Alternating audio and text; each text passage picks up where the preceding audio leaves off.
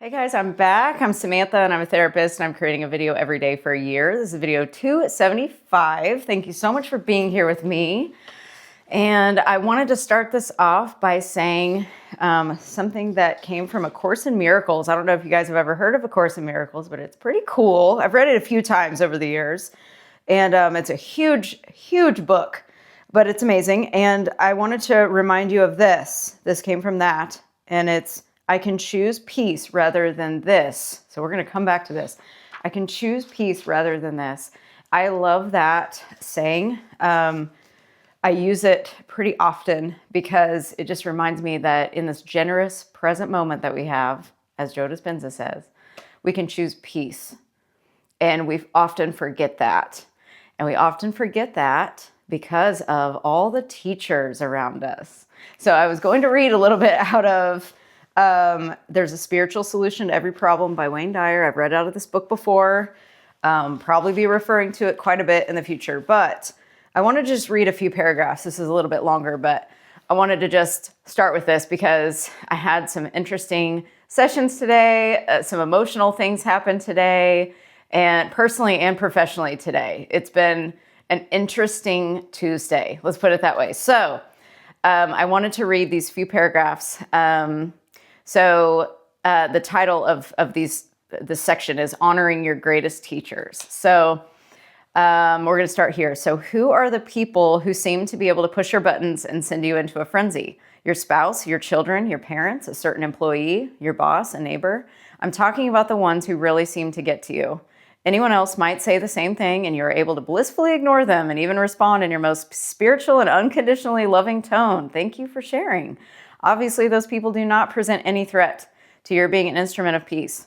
It's those button pushers, the ones who succeed in sending you into a state of frustration and turmoil with a simple look of disapproval or a frown, who are your greatest teachers.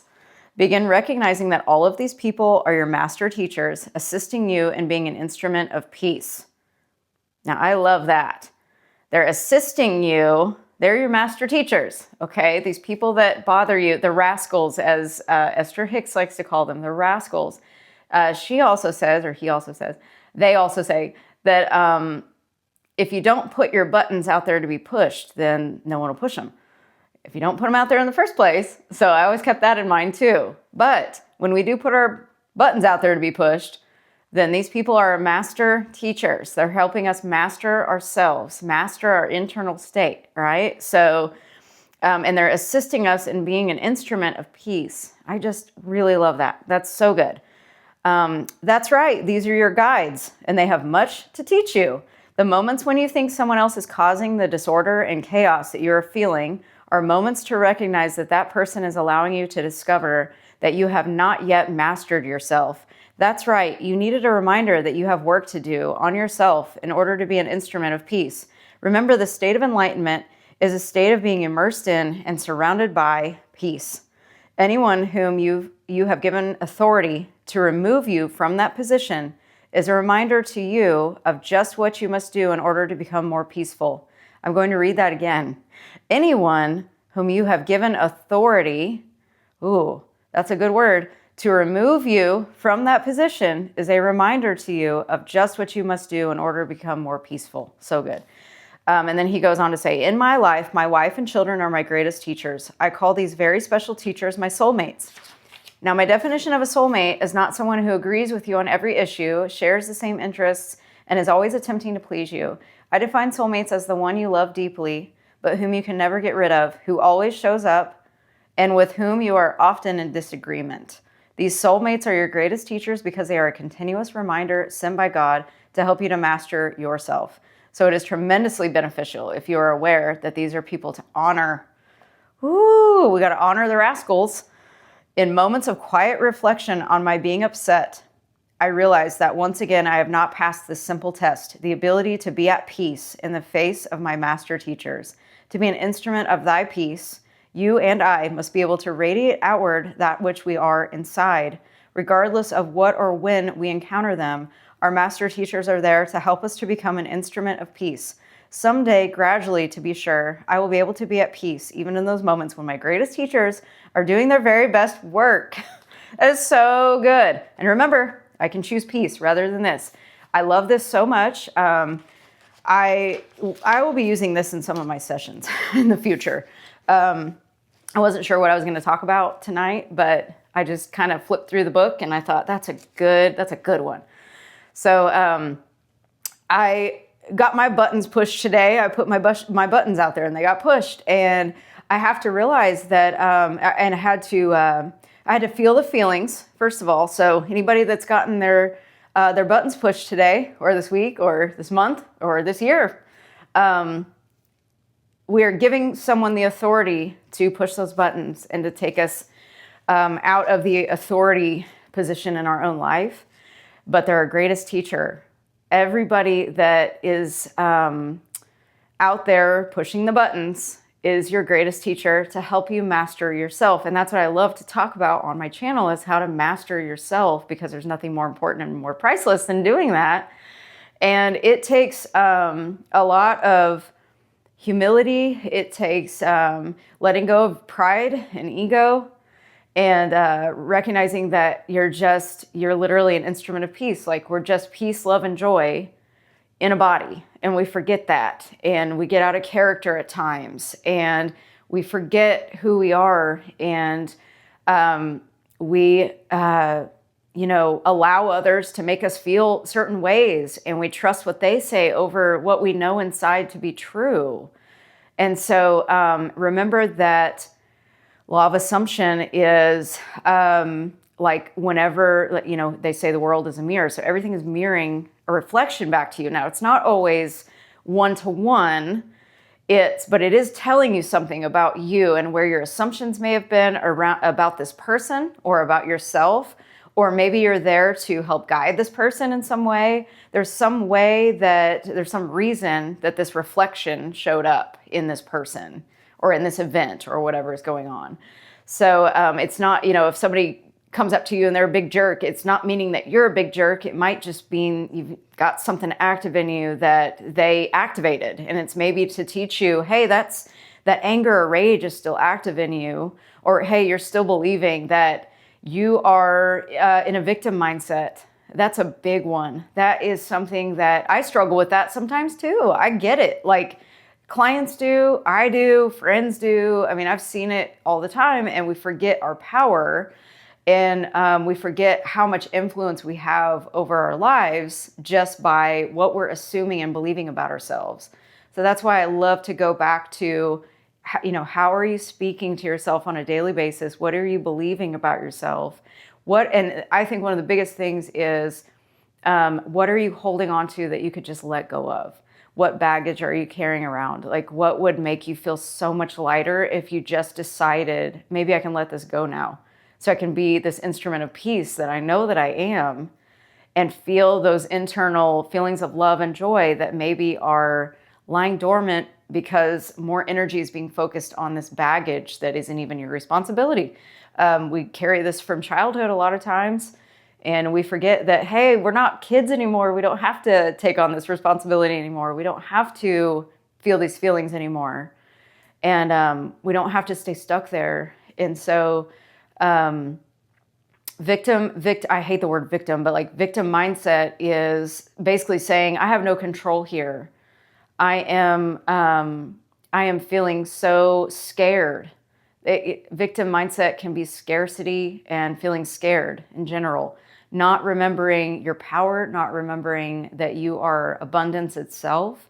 There's always a spiritual solution, as this book says, to any problem. And we forget that we try to do so much in the material world, the 3D world, that we forget to go within and use our minds for good instead of, thinking the negative thoughts that we think all the time. So there's power in deciding something. What am I going to let go of? And then deciding, hey, I prefer to feel this way. Like, I really prefer to be this person. What is it that is keeping me from being this person? Or what is keeping me from letting go of these thoughts? Bashar will always talk about, there's seemingly more benefit in holding on to these thoughts and letting go of them So there might be a fear attached to who would I become if I didn't have these thoughts? You know, it's like fear of the unknown or fear of change. It's some deep-seated, belief in you. And so I think it's very, very important to figure out, what are you believing every day? Because whatever you're believing is the truth, and whatever you're assuming is the truth for you. It doesn't mean it's actual truth, but whatever you're believing is what's going to be, because it's all you. It's all your own reality that you're creating. And so I look at people as like symbols. I've already said millions of times in my videos, not millions of times, but hundreds of times in my videos probably, that we're just blobs of energy. I just look at a person as a blob of energy teaching me something about myself. And it's up to me to figure out, okay, what's the lesson here? Or what is this reflecting back to me that I might need to know in order to elevate myself, in order to level up, in order to grow and bloom and become this person that I'm trying to become all these years? What might be holding that back? What might be stifling the growth of the plant? Because we're beautiful plants, and we've got to bloom where we're planted. Like, we're planted, and we need to remember, like, maybe we don't need to grow. Maybe we just need to start blooming and be right where we are, instead of, thinking that we have no power and we're stuck, because we're not. So remember that you can always choose peace right now in this generous present moment. That's all we have anyway, is right now. So if you can just, if you're struggling with depression or anxiety or panic or anything like that, that feels terrible to you, look at it as, hey, this is benefiting me in some way. That's the other mantra I live by. Like, everything has a benefit for me. Everything always benefits me. And if everything always benefits me, and that's what I believe is true, then whatever mental, emotional, physical pain I'm feeling today is there for a reason. And I've got to extract from this the lesson, whatever that lesson is. And it could be something small. It could be something big. It could be something, I need to let go of this thought. I need to let go of this behavior. I need to change this habit. It could be anything. And so it's just like a self-examination, looking at data. Everything is data around you. And then you're going to just start taking that data on kind of a discovery mission type of thing if you want to. You don't have to, but the data is really important. Like, these blobs of energy are there for a reason. And they really are showing you something that is very valuable. And so if we can just say, thank you, teacher, even though we might be angry at them, or they might be, we might be feeling sad because of something they said. And that's another thing. It's like, look at everything as data. Don't take it personally. Don't take it, no matter what it is. Don't let somebody else's words override the way that you think and feel about you.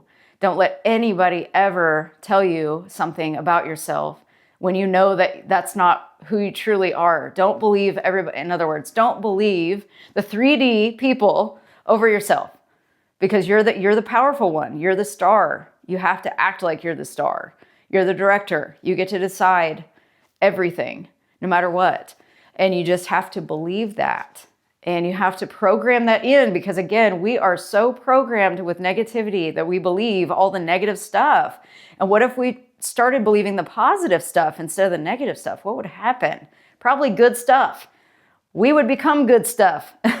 It would be amazing. And so we've got to train ourselves to think that way. And it just takes some time to do that. Yes, you're going to have your days whenever you might fall down a little bit, but you get right back up and you get back to your power, and you remember this, because no one teaches us this.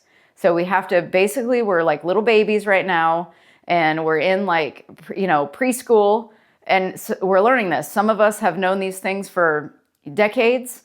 Others of us might just be tuning in for the first time today, learning about law of assumption for day one. So we just have to always remind ourselves who we are, no matter what. And we've got to start teaching ourselves like we're just in preschool and we're just learning. And you're going to get better and better every single day. That's another mantra I live by. I'm getting better and better every single day. I'm doing a great job. I feel great. Every single day I get better and better. And that makes me feel so good, because it's so true. Every day I'm getting better and better. And remember, Bashar says, in order to be enlightened, you must lighten up. So we've got to lighten up our load. And I'm giving you permission to do that today. And you got to just take that. Give yourself permission to decide today, what am I going to let go of? Because sometimes it's more important to let go of something than to start doing something. So we might need to stop doing something instead of adding things to our plate. So I will leave you with that tonight. I hope this helped you in some way. If it did, please share it with somebody else who might benefit from this. And please like and subscribe if you'd like to. I'd love to have you. I'm like 5 subscribers away from 900, so that's super exciting. So thank you guys so much for your comments and everything. I so appreciate you all. Remember, you are so loved. And remember that everybody's your master teacher. So thank them all, at least in your mind. Have fun with life. Have fun with every moment. Just be in the generous present moment always. And remember to appreciate yourself, because what you appreciate appreciates. And I will see you tomorrow. Bye.